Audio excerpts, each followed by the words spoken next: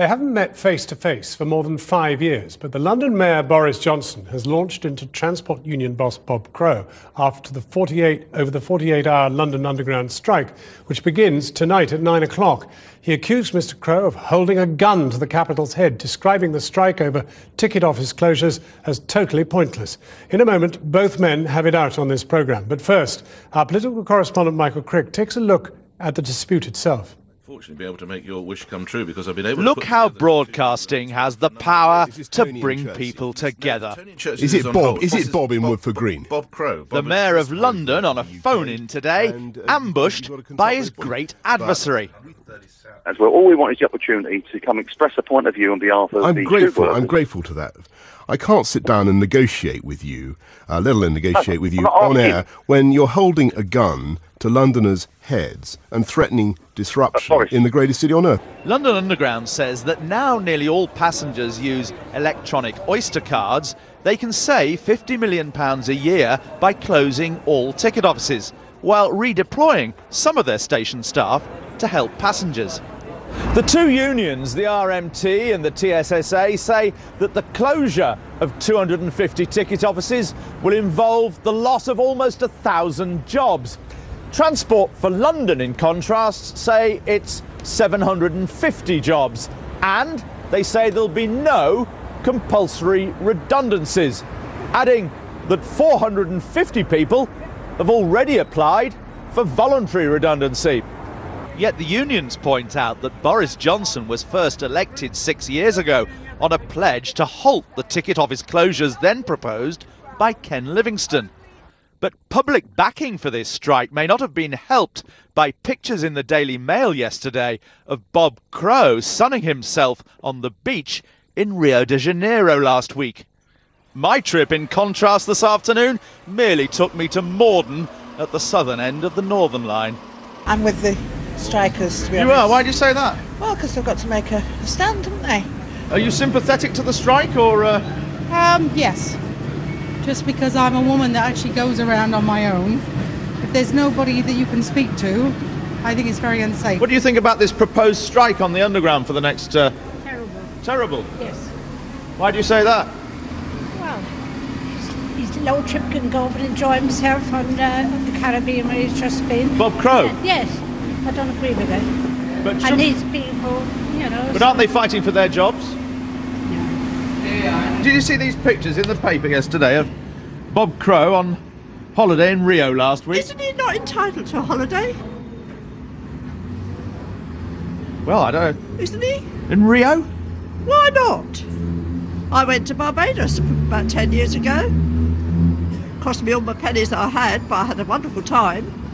But why not?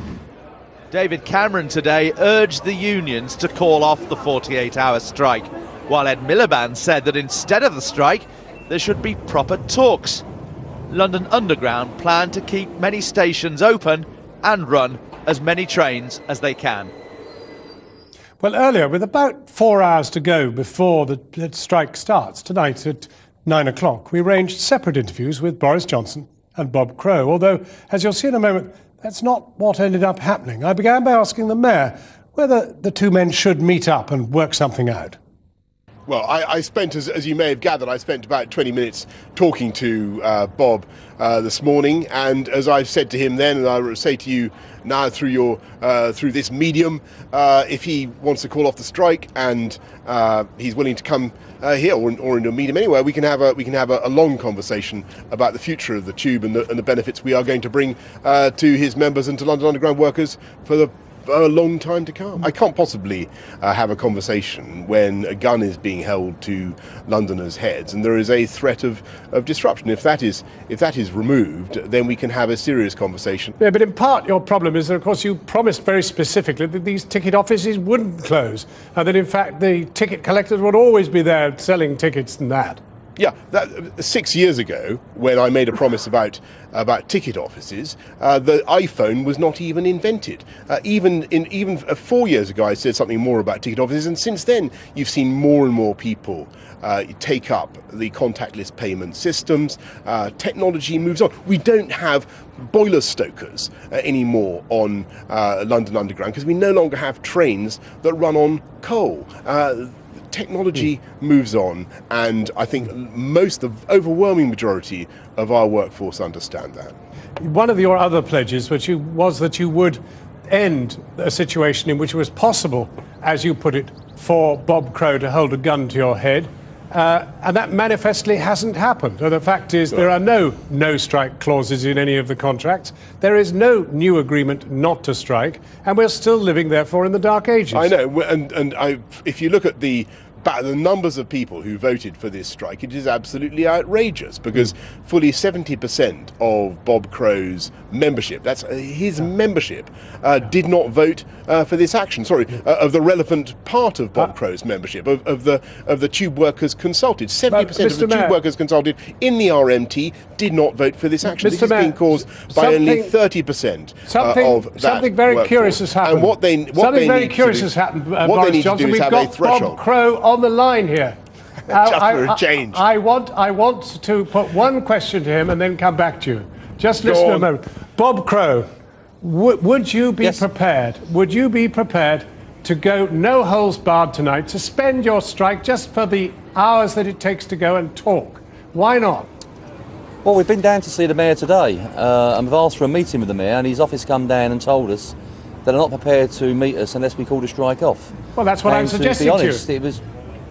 Well, but the same token goes, they wrote a letter to us yesterday saying they're now going to proceed ahead and 400 people are going to be Well, the Mayor's responding to that, Mr. Crow. Mr. Crow, the Mayor's responding. Suspend it for a week, Bob. Take up John Crow's offer, man or mouse. Hold on They're not John Crow, John Snow. Hold on. I'm amalgamating you.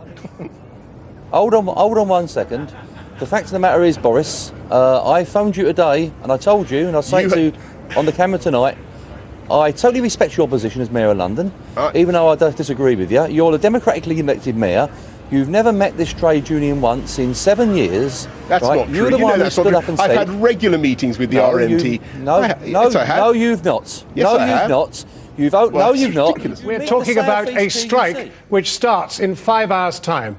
Okay, is there, Bob Crow, any question of being prepared to suspend the threat of the strike while you get on your bike and get down and see Boris Johnson now?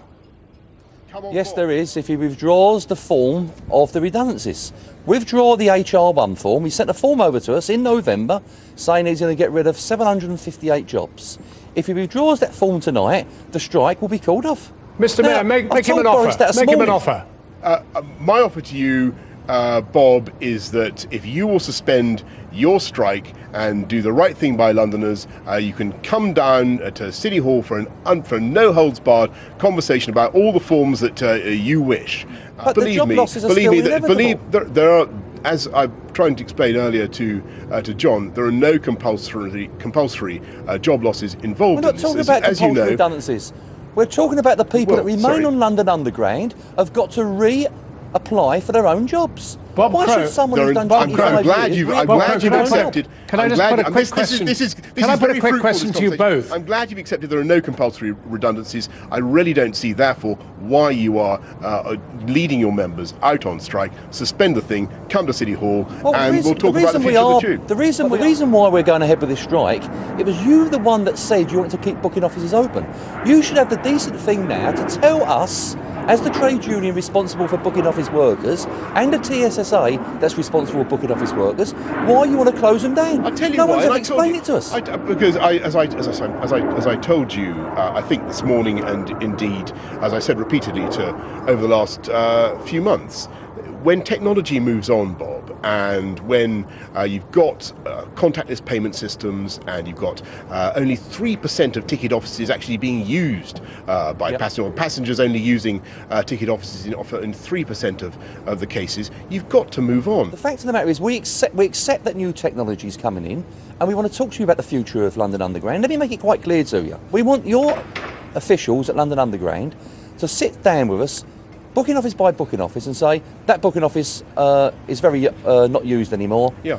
That bucket is still well used, and go through it systematically. What London Underground done was sent us a letter in November and said these jobs are going. They then said there'd be a consultation period. There's been a Not 90, one as you know. single. There's been a Hang on, 90-day Boris, there's not been consultation one- process in which No, you, yeah, I'm but afraid, Boris, have not been Boris, engaged it's a because you're determined Boris, to have all they keep industrial on action. saying to us. One last point to you both.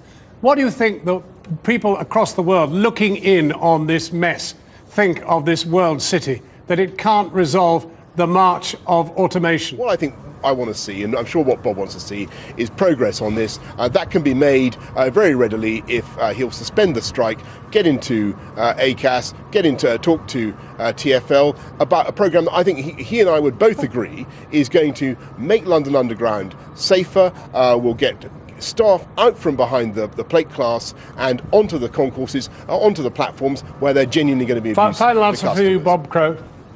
Well, number one, we've been in ACAS now for 6 days on the trot.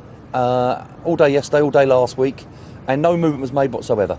Secondly, we're quite happy to look at new technology. We've been crying out for new technology for years.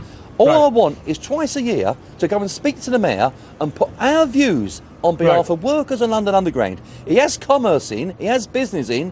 Why can't he have the workers that represent on that London rhetorical Underground question, I e.g. think the RMT? The answer is, Bob, I will, when you're not holding a gun to Londoners' head with some kind of strike action or other, which you almost invariably are. Bob Crow, one final question to you.